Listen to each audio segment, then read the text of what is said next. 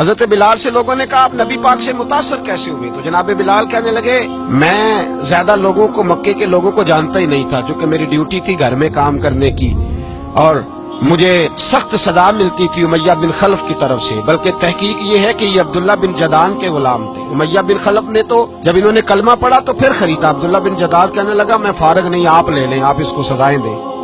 تو کہتے میں ان کے گھر میں ہوتا تھا تو میں تو زیادہ لوگوں کو جانتا ہی نہیں تھا، کبھی مجھے موقع ہی نہیں ملا تھا باہر نکلنے کا، ہماری غلاموں کی کوئی زندگی نہیں ہوتی تھی۔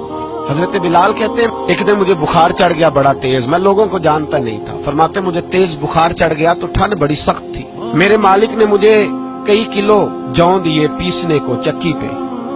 کہتے میں بیمار تھا تو میں نے کچھ دوائی لی جو اس وقت موجود ہوتی تھی، میں نے اوپر لحاف لیا، دودھ پیا تو مجھے نیند آ گئی۔ جب میں سویا تو میرا مالک آ گیا، اس نے آ کر کے مجھے سوئے ہوئے دیکھا تو کھینچ کر کمبل اتارا، رضائی اتاری، لحاف اتارا، کہنے لگا اب تیری سزا یہ ہے کہ تو کھلے میدان میں بیٹھے گا، وہاں چکی پیسے گا، اور دوسری سزا یہ ہے کہ تجھے قمیض پہننے کی بھی اجازت نہیں۔ حضرت بلال کہتے ہیں تیز بخار، ٹھنڈ کا عالم، اور جب میں چکی پیس رہا تھا تو رو رہا تھا۔ سیدنا بلال حبشی رضی اللہ تعالیٰ عنہ فرماتے ہیں میرے دروازے کے قریب سے رسول پاک گزرے اور مجھے ہائے ہائے کرتے دیکھا تو دستک دی۔ میں نے کہا کون ہے؟ دروازہ کھلے آ جاؤ۔ محبوب اندر آئے تو پوچھنے لگے کیوں رو رہے ہو؟ میں نے کہا جاؤ اپنا کام کرو، یہاں دکھ سارے پوچھتے ہیں مداوا کوئی نہیں کرتا، یہاں باتیں سارے سنتے ہیں، یہاں تقریریں سارے کرتے ہیں، حقوق غریباں پر بات سارے کرتے ہیں، مداوا کوئی نہیں کرتا، جاؤ اپنا کام کرو۔ کہتے ہیں میں نے سخت جملے کہے معاذ اللہ، حضور چلے گئے، اور جب حضور جا رہے تھے تو میں کہہ رہا تھا بس جا رہے ہو نا، میں نے پہلے ہی کہا تھا جاؤ۔ کہتے ہیں قربان جاؤں، تھوڑی دیر گزری تو اللہ کے رسول کے ہاتھ میں گرم دودھ کا پیالہ تھا، کھجوریں تھی، حضور تشریف لائے اور کریم رسول نے مجھے کھجوریں دی، دودھ پلایا اور کہا چل جا کمبل میں بیٹھ جا۔ تو میں نے کہا چکی کون پیسے گا؟